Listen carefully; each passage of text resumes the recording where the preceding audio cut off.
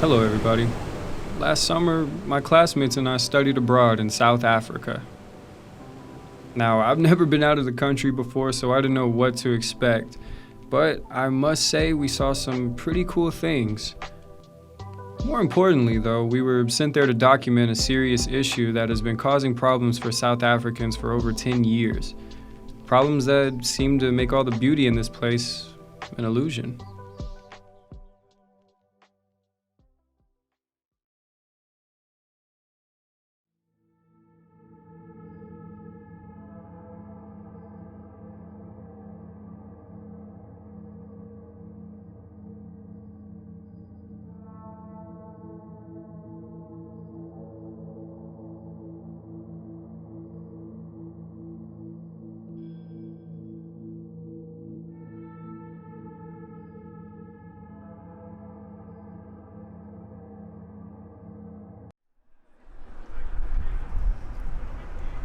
It sure is. And you're on it. Pretoria. As you may have heard, our African excursion started at the University of Pretoria, where there are beautiful plants and wildlife just about everywhere. I mean, it kind of looks like this place was built around the forest, right? And this place has 62,000 students, roughly 10,000 more than my school, Texas Tech. And one of those students is Steven, a very soft-spoken tour guide who started off shy, but at the end he opened up and was laughing with us by the end of the tour. Steven started the tour by walking us over to the museum where the artifacts were held. You can hear me now trying to explain where Lubbock, Texas is. Right, a lot of dirt. Not a lot of trees and green grass out there, so this is a breath of fresh air. Literally and metaphorically. Okay, so we can just pause here for it. Even to today, like I'm still not convinced that. Despite the quiet attitude, I think Steven actually started to take a liking to me. He showed me his personal favorites in the museum, along with some more cool knickknacks. Some were okay, and others I couldn't stop staring at. You said it's a mug? So at the end of the tour, we were all pretty worn out and ready for a nap. But we also had to remind ourselves while we were here, there was a problem that simply needed to be documented. So I found a student and asked him to share his experiences regarding load shedding. It affects me as a student because most of the time I have to study, and because of load shedding, I have to now adjust my schedule for studying because I came prepared this year with a schedule to study, but because of load shedding, like usually throughout my first quarter of my productivity was like hindered because of load shedding. The time I wake up, the time I study, all those things it was affected by load shedding. Even the time I eat because I need to warm my food to eat actually, and also like make coffee to get the day going. Hope for the day, say, okay, there's not gonna be load shedding at this time, so I can do my work. Then it just pops up and say, what's going on? But most of the it's either they tell us or it's just power outages for the entire day. If you're taking an online test, then what happens if load shedding hits right when you're in the middle of it? Oh, just give up. That's it. That's what you can do. And do they forgive you for that? Or, No, they don't. So you could possibly fail a class because load shedding surprised you. Yes.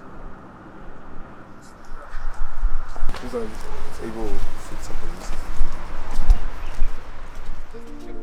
After listening to Tapello's story, it was tough to imagine how students maintain their sanity dealing with daily power outages. It seemed like too much weight to carry, and it all just kind of made us think, if this is what the students experience, what's it like for those even less fortunate?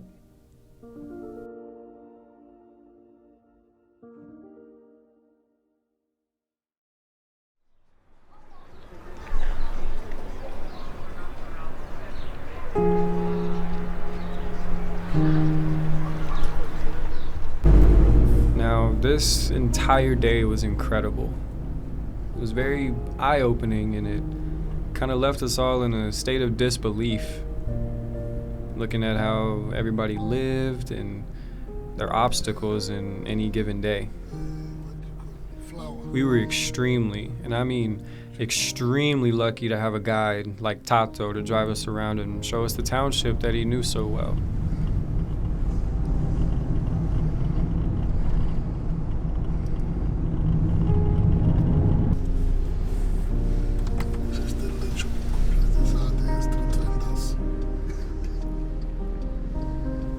Now, Tato asked us if we wanted to drive in and ask the locals any of our questions, and I gotta be honest, we were all a bit skeptical. But we were already overseas in a South African township, so why not? And after we got in, we realized that the place was actually exactly what we thought it was. It kind of reminded us of a homeless camp at times. An interesting thing to note about all of this is that fast food restaurants are very much thriving in this place. Just lingering around, almost teasing the locals with their generators and uninterrupted business. Oh, this is the bank.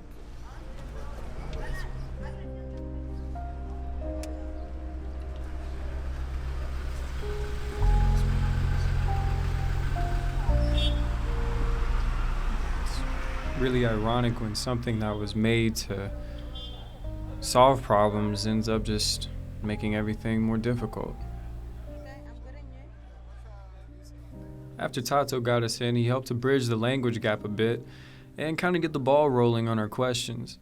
Very, very helpful, I must say, and once he did, we were able to get an understanding of what these people go through and who they think is to blame. Our government is failing us. No, it's crippling our lives. Really. Yeah. Everything is standstill. We are having a nightmare. And it's very, very difficult for us to adjust to the situations.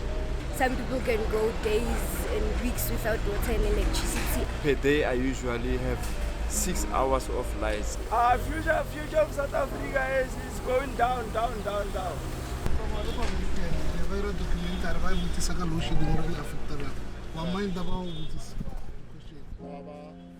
Some of the people we asked didn't know what to do or who to blame, or quite frankly didn't even care, while others, they had specific names on who to call out.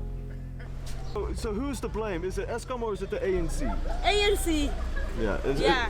ANC shit, because of they don't do anything. They have to fix this. Please. Tell Ramaphosa. After taking a deep breath from all of the struggle and the hardships that the township faces, I was really pleased to see that they still know how to have a good time. Tato was so happy to drive us around that he took us to his own neighborhood to meet his people and play dice. We were skeptical because this wasn't planned and could have very well resulted in our deaths, but Tato reassured us that this is very much a real thing and he could have done it, but he likes us, so there's nothing to worry about. Anyways, the whitest woman in all of the township won the dice game and we were ready to end the day, but we got pulled aside by this pastor who wanted to know what we were there for, and you know, it was a pretty cool conversation until he was upstaged by this man who had to be so hammered that I don't think he actually knew what we were talking about. After that, people are privileged in this part of Cape. There's people that can afford it themselves, but please. But hey, sometimes the camera just has that effect on people.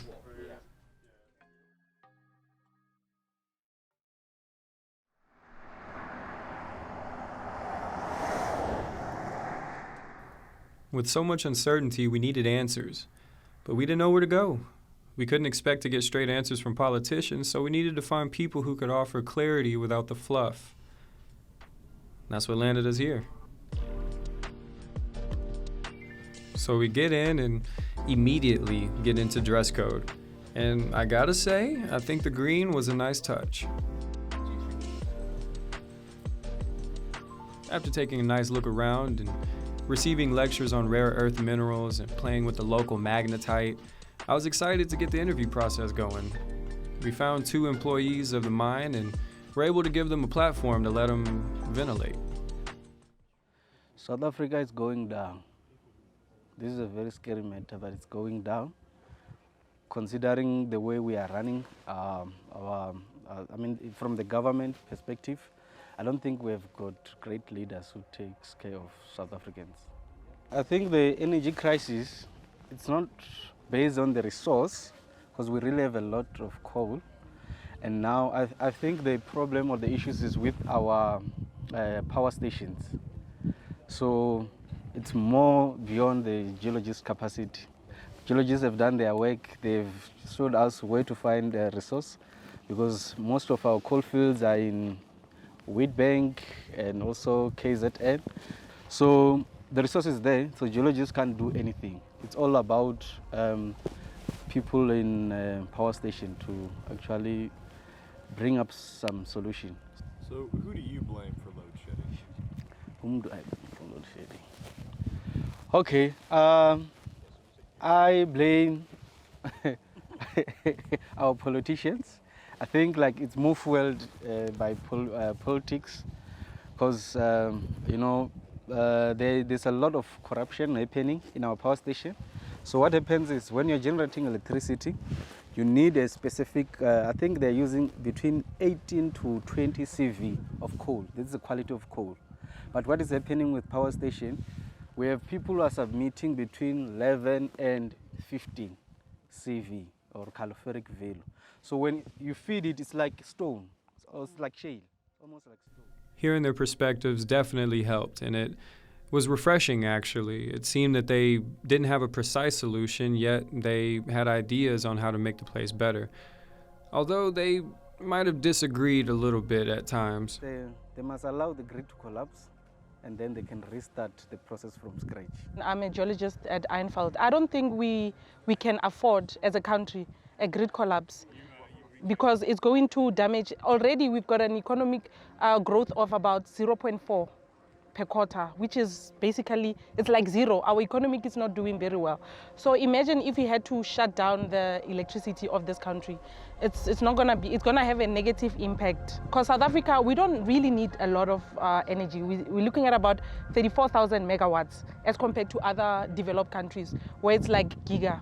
So we've got the best sun in South Africa, we've got the wind in Western Cape. So we need to find a way, like a leader who's got a vision, who can say, okay, how about because I was looking even here in Limpopo, we've got the best sun.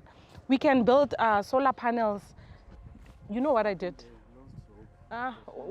With me, I told myself, if I see a group of people, especially young people, I'm not gonna say vote for ANC or whatever, but I always motivate them to go and vote, because we meet a lot of young people who are not working. But then again, they don't want to vote. How's that going to change?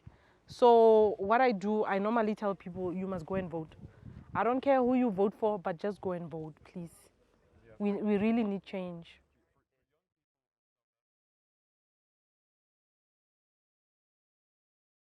All in all, South Africa may be the most beautiful yet flawed country that I've ever seen.